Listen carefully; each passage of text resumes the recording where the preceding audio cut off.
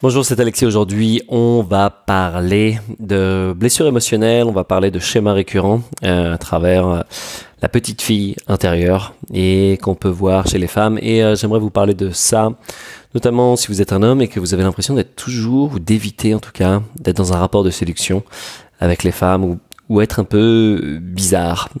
Souvent on rigole en fait, souvent on rigole.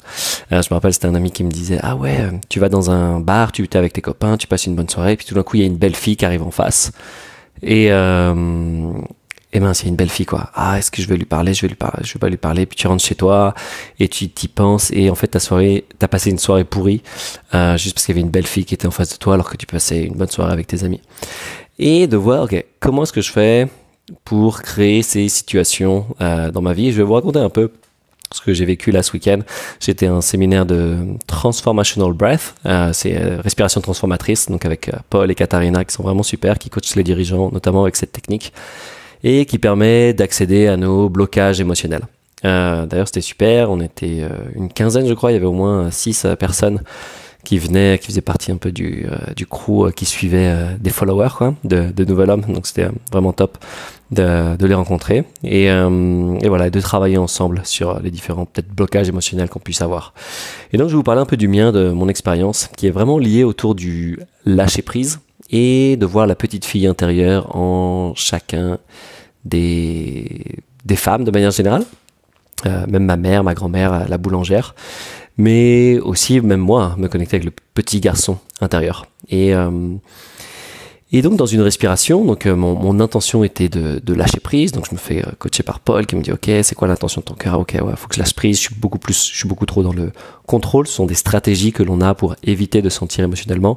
On a généralement donc la fuite qui va être soit par exemple la nourriture, le sucre, la cigarette, l'alcool, les différentes addictions, ou tout simplement la fuite de claquer la porte. On va avoir le drame, faire du drame, exagérer les choses, t'as vu comment il me parle, et t'as vu nanana, etc. On a le masque, porter un masque, oui, moi tout va bien, et on a le contrôle qui est justification, ou être très mental, ah ouais mais c'est normal, c'est parce que par rapport à mon père qui faisait ça, etc. Ou voilà, on va être dans la tête. Et moi c'est plutôt le contrôle.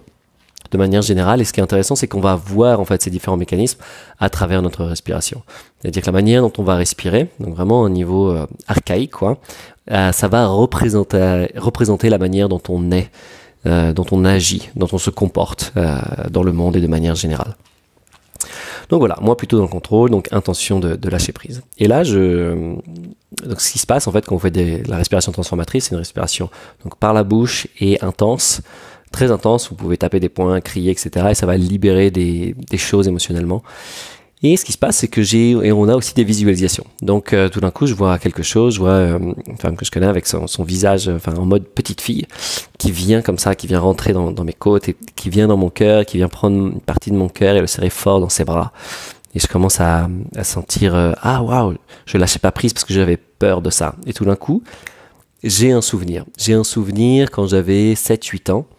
Et en fait, ça a la même tessiture, la même couleur émotionnelle. C'est un peu comme une Madeleine de Proust. C'est-à-dire que vous allez vous rappeler de quelque chose. Comme une odeur qui vous rappelle quelque chose. Là, c'est la même émotion. Tout d'un coup, waouh, un flash. Et je vois, lorsque j'étais petit, 7-8 ans, il y avait la voisine et on s'amusait régulièrement. Et puis j'ai eu ce flash au moment où c'est engueulé. Et puis après, elle a déménagé. Et puis on s'est jamais vu. Puis je me suis dit, waouh, c'était un peu peut-être un premier chagrin. Ou en tout cas, j'étais connecté avec la petite fille où on pouvait jouer tranquillement, sans qu'il y ait cet aspect de séduction. Et voilà. Et après, c'est vrai que de 8 à 14 ans, j'avais pas forcément d'amis filles. Puis après, il y a après l'adolescence, il y a toujours ce rapport de séduction où là, il y a la charge, on va dire, de polarité masculin-féminin qui entre en jeu. Et j'ai senti que c'était quelque chose dans ma vie qui m'empêchait de me connecter de manière générale plutôt avec les femmes de manière plus fluide en fait. C'est comme si, ah mince, elle est belle, je vais être dans un rapport de séduction donc je l'évite, ou je vais pas lui dire bonjour, ou je vais être bloqué, je vais pas savoir quoi dire, parler. Donc voilà, c'est des choses un peu, des schémas récurrents que je voyais, mais je ne savais pas d'où ça venait. Et là, ça m'a permis de voir, ah ok, ça vient peut-être de là. Et donc, c'était très intéressant de reconnecter, on va dire, ce qu'on appelle ce premier trauma, un trauma développemental. C'est-à-dire que dans notre partie, on se développe, on va créer des traumas ou des schémas récurrents. Et donc il y avait cette empreinte émotionnelle. Et donc toute l'idée, c'était de lâcher prise et de se connecter avec la petite fille intérieure des gens que je vais rencontrer de manière générale, pour que ce soit aussi beaucoup plus fluide. Et ça m'a rappelé, il y a un film qui s'appelle, que j'avais vu l'année dernière. Donc dans la formation de Circling, il y avait différents films avec des grilles de lecture en fonction des archétypes, donc notamment l'archétype du féminin de la petite fille, qui va incarner l'innocence, la joie, la créativité, la curiosité, etc. Et dans le film Le Voyage de Chihiro, donc c'est important de le voir, mais avec cette notion de comprendre les archétypes. Donc l'héroïne qui va incarner cet archétype de la petite fille pleine de joie, et puis c'est difficile, ah ouais mais il y a des méchants, etc. Et donc c'était très intéressant, et c'est un film qui m'avait fait pleurer en me connectant à ça. Et là j'ai pu revoir finalement cette même chose, que c'était, ah oui, c'est important pour moi de voir cette partie dans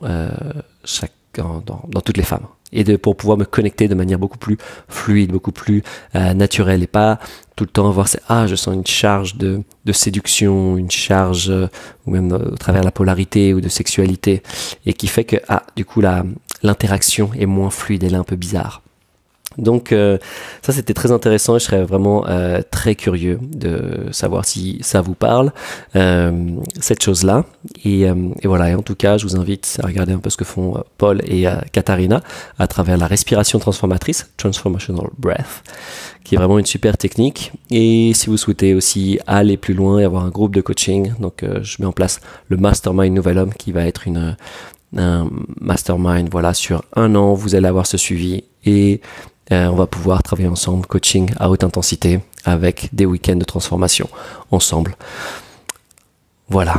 Donc, à mon tour de faire la paix, de me connecter en fait. Et même, je l'ai vu, dès que j'ai commencé à me connecter avec la petite fille intérieure, c'était beaucoup plus facile en fait, mes relations avec les femmes que j'allais rencontrer, même comme ça, bonjour, au revoir. C'est beaucoup plus fluide, beaucoup plus facile de rigoler, faire des blagues, et de pas forcément mettre cette charge où waouh, je dois être dans un rapport de séduction homme-femme constamment, et je peux juste être petite fille, petit garçon qui s'amuse, qui se connecte, et voilà. Et d'ailleurs, en rentrant, j'avais vu dans le train, j'étais tombé en face de moi, il y avait juste une petite fille qui jouait avec son frère, et ils n'arrêtent pas de se toucher, machin, etc., se regarder dans les trous de nez, elle le frappait dans les fesses, etc. Et c'était très jovial, très enfantin, et c'est quelque chose que j'aimerais, je pense, un peu plus retrouver. Et donc ce que ça va faire pour moi, c'est que ça va me permettre de devenir un peu plus complet. Donc voilà, c'est tout ce travail aussi de l'ombre, de présence, de voir quelles sont les parties de moi